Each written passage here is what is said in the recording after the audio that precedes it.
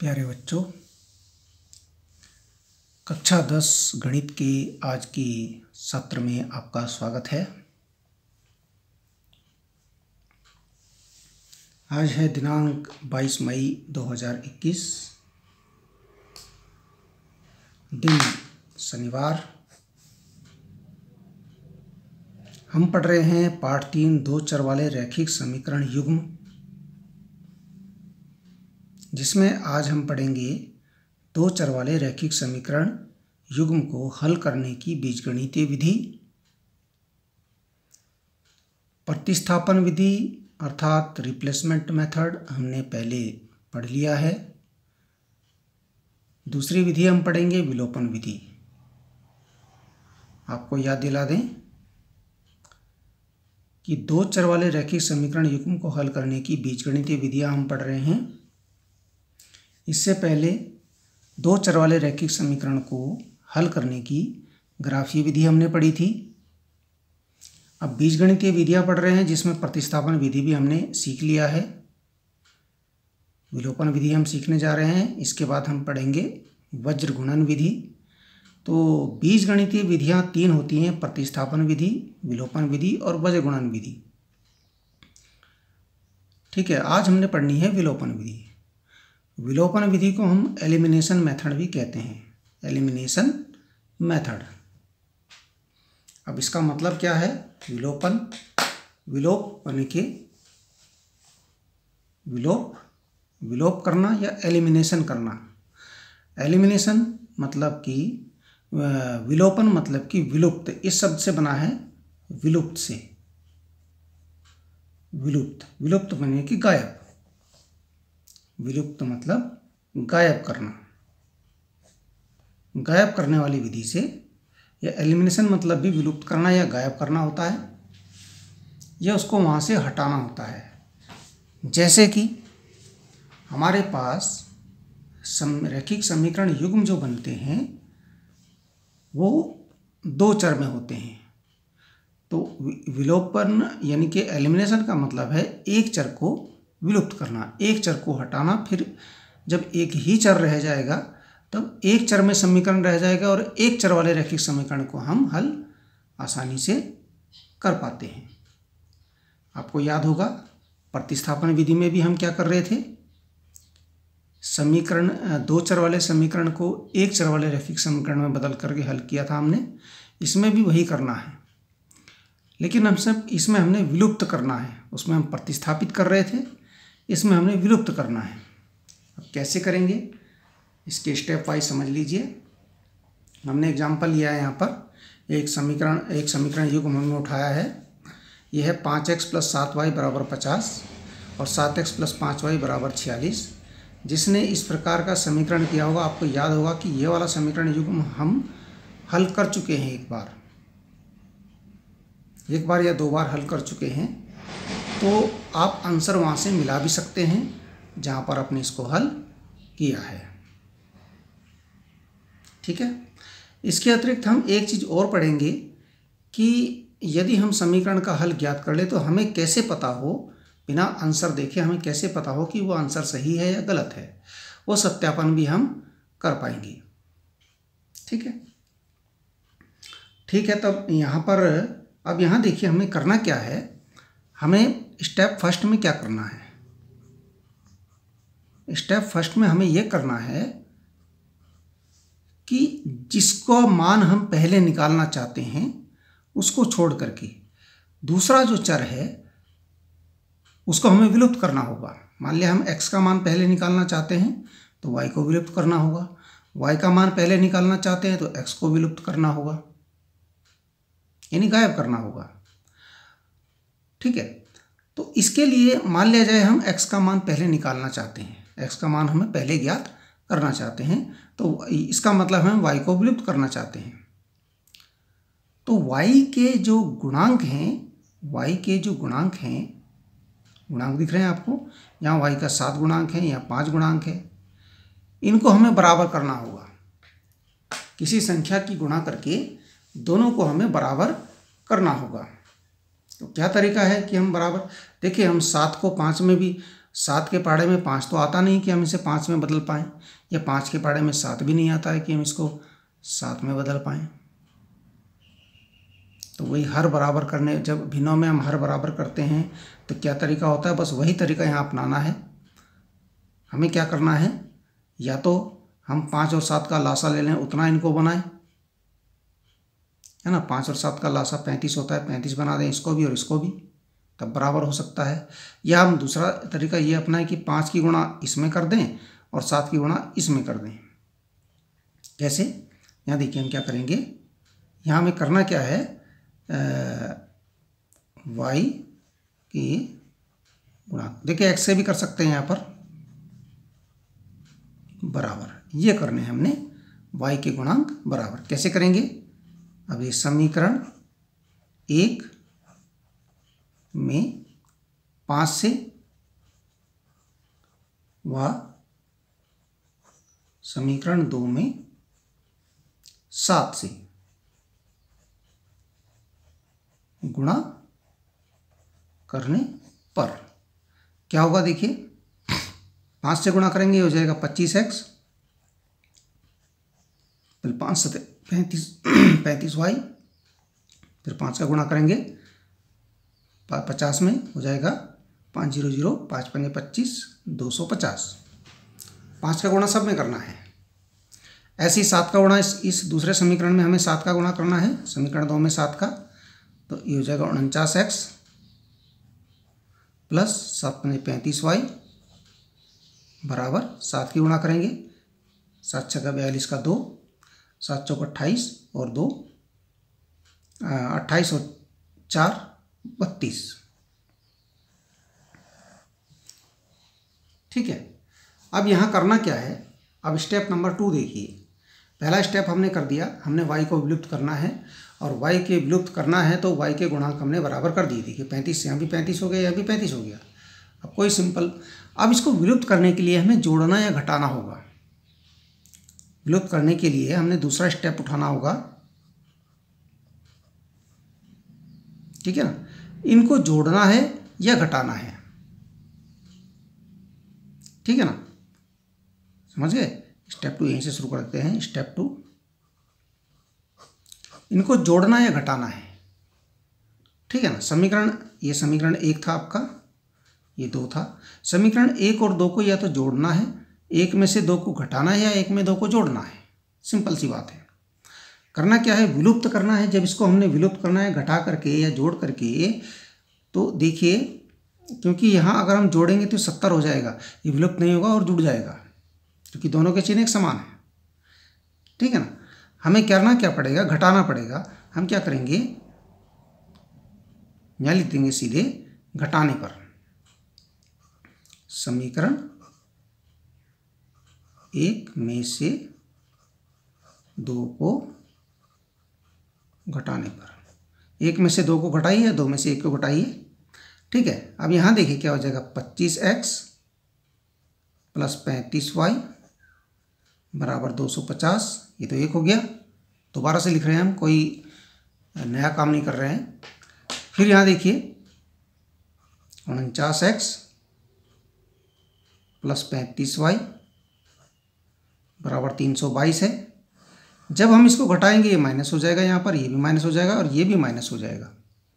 घटाने में क्या होता है, चिन्ह बदलते हैं। आपको याद होगा, घटाने में चिन्ह बदलते हैं। घटाने का मतलब यही होता है। देखिए ये दोनों, ये प्लस का ये माइनस का, ये तो कट गए, ठीक है। अब यहाँ देखिए ये प्लस का ये माइनस का ये घटेंगे। 49 में से 25 घटेगा, आ जाएगा आपका 24x माइनस का, 24x आएगा माइनस का। और यहाँ देखिए माइनस का 322 प्लस का 250 है, तो यहाँ भी 322 में से 250 घटेगा, आएगा आपका माइनस का, घटा के आएगा 72।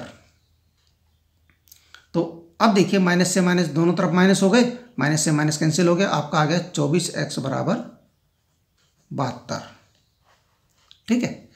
अब 24 का पक्षांतर कर दीजिए, ये 72/24 हो गया। 24 का पहाड़ा पढ़िए, 24 का पहाड़ा आपको अगर आता होगा, 24 से कम 24, 24 दूना 48, 24 तिया 72, 3 बार कटेगा, आपका x का मान आ जाएगा 3, ठीक है, एक चर में समीकरण बन गया था ना, ये स्टेप 2 यहीं पर ख़त्म हो गया। अब स्टेप 3 में क्या करेंगे, हमने एक का विलुप्त कर दिया, एक का मान हमने ज्ञात कर दिया। अब स्टेप 3 में क्या करेंगे,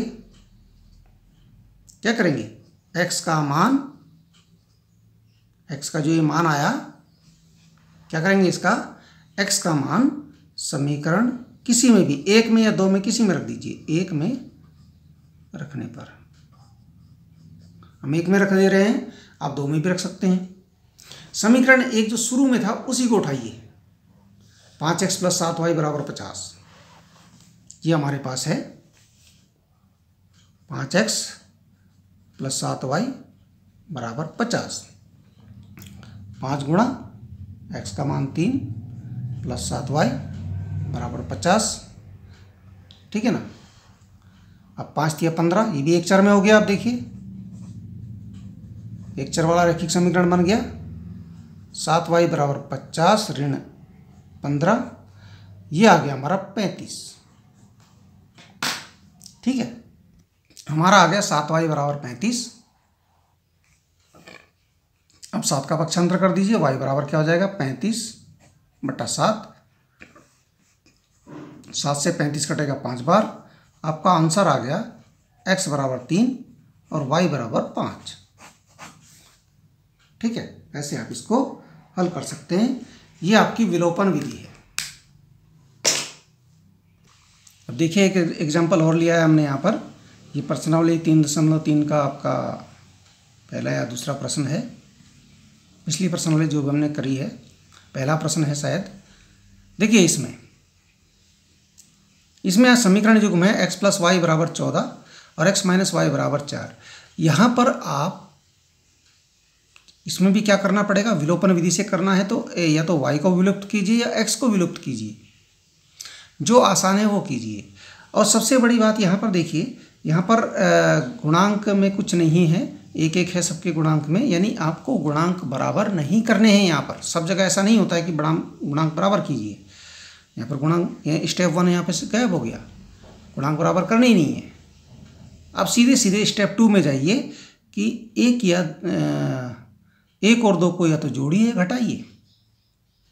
आपको करना क्या है, मान लीजिए आपको y को विलुप्त करना है, तो यहाँ देखिए y को विलुप्त कैसे कर पाएंगे आप। यदि आप घटाएंगे तो यहाँ चिन्ह बदल जाएगा, है ना, यहाँ चिन्ह प्लस का हो जाएगा, यहाँ माइनस का हो जाएगा, या माइनस का हो जाएगा। और जब ये प्लस का हो जाएगा तो ये y जुड़ जाएगा, है ना। यदि आप y को विलुप्त करना चाहते हैं तो y विलुप्त नहीं होगा, ठीक है। तो यहाँ या तो जोड़ दी, अगर घटाएंगे तो यहाँ x विलुप्त हो जाएगा, जोड़ेंगे तो y विलुप्त हो जाएगा। इस प्रकार का कुछ समीकरण युग्म है। तो लिखिए, हम क्या लिख सकते हैं यहाँ, समीकरण 1 व 2 को चलो हम जोड़ने पर करते हैं। जोड़ने पर क्या होगा, x + y = 14, x - y = 4, दोनों हमने एक साथ लिख दिए। अब जोड़ेंगे तो हमें कोई चिन्ह नहीं बदलना है, सेम ऐसे ही रखना है। देखिए y और माइनस का y और प्लस का y कट जाएंगे, कुछ नहीं बचेगा। x दोनों प्लस के हो गए तो ये 2x हो गए। 14 और 4 18 हो गए। 2 का पक्षांतर कर दीजिए, x = 18/2, x बराबर आ गया 2 से 18 कटा 9 बार, x का मान आ गया 9। अब x का यह मान समीकरण 1 में या 2 में, किसी में रख सकते हैं। चलो 2 में रख लेते हैं। 2 में रखने पर, 2 में रखा क्या हो जाएगा, देखिए 2 में मान रखा हमने। 2 में मान क्या है, यह है x ऋण y = 4। x की मान हो गया 9 ऋण y = 4, ठीक है। 9 का पक्षांतर होगा, इधर ये प्लस में है तो इधर ये घटेगा, -y रह जाएगा, और 4 - 9, -y = 4 में से 9 घटेगा। कितना, 4 में से 9 घटता नहीं है, 9 में से घटाना पड़ेगा 4, माइनस का 5 आएगा, माइनस माइनस कटा, y बराबर आ गया 5। आपका आंसर क्या हो गया, x बराबर 9 और y बराबर 5। ठीक है, अब यहाँ चेक भी कर सकते हैं, मैंने अभी बोला था सत्यापन भी कर सकते हैं आप। सत्यापन, x का मान 9 आ गया, y का मान 5 आ गया। पहला समीकरण आपका था x प्लस वाई बराबर 14, क्या फिट बैठ रहा है? देख लीजिए, ये 9 प्लस 5, 9 ये 5 ये, और 9 और 5 ये 14 इधर पहले से ही है, 9 और 5 भी 14 होते हैं। हो गया सत्यापन, हो गया ना फिट है। चाहे दूसरे समीकरण में देख लीजिए, दूसरा समीकरण है x ऋण वाई बराबर 4, ये था। x का मान 9, y का मान 5, 9 में से 5 गए 4 और दूसरी तरफ भी है 4। देखिए हो गया ना सत्यापन। चेक कर सकते हैं आप इसको, ऐसे आप सत्यापन भी कर सकते हैं समीकरण में मान फिट करके। देखिए हमने प्रैक्टिस के लिए एक एग्जाम्पल और लिया है। ये हमारा x ऋण 3y बराबर 10 और x ऋण 7y बराबर ऋण 30। ये हमने कहाँ से उठाया आप देख लीजिए, कहीं से कहाँ से उठाया होगा हमने, ये चेक कर सकते हैं पीछे किए हुए काम में। तो यहाँ देखिए, यहाँ भी यदि आप y को विलुप्त करेंगे तो आपको इनके गुणांक करने पड़ेंगे बराबर। ठीक है ना, 7 का यहाँ गुणा करना पड़ेगा, 3 का यहाँ करना पड़ेगा, और जो गुणा करेंगे वो पूरे समीकरण में करना पड़ेगा। यदि 7 का गुणा करते हैं तो यहाँ x में भी 7x 7×21y माइनस 7.70 पूरे में करना पड़ेगा। ऐसे 3 की यहाँ करेंगे तो 3x माइनस 3 से 21 और माइनस 3 3 9 90, है ना। और या फिर देखिए x के गुणांक यहाँ बराबर हैं, इसके गुणांक पहले से ही बराबर हैं, तो क्या नाम इसी को विलुप्त कर दें यहाँ से, है ना। तो स्टेप 1 करने की ज़रूरत नहीं है, स्टेप 2 में ही चलते हैं, सीधे सीधे स्टेप 2 में चलते हैं। 1 करेंगे नहीं, 1 हो रखा है यहाँ पर, गुणांक बराबर हो रखे हैं। तो क्या करेंगे, ये 1 है, ये 2 है, 1 में से 2 को घटा दीजिए समीकरण। यदि हम जोड़ेंगे तो चिन्ह नहीं बदलेंगे और ये कटेंगे नहीं, x से x ये कटेंगे तभी जब हम इनका चिन्ह बदलेंगे। यदि माइनस में होते, एक प्लस में होता माइनस में, तब जोड़ते, क्योंकि चिन्ह उनके पहले से अलग हैं। यदि चिन्ह के इनके एक जैसे हैं, प्लस है तो घटाना पड़ेगा, तभी वो विलुप्त हो पाएगा। तो समीकरण 1 से समीकरण 2 को घटाने पर, अब घटाना जोड़ना है क्या करना है वो आपने देखना है।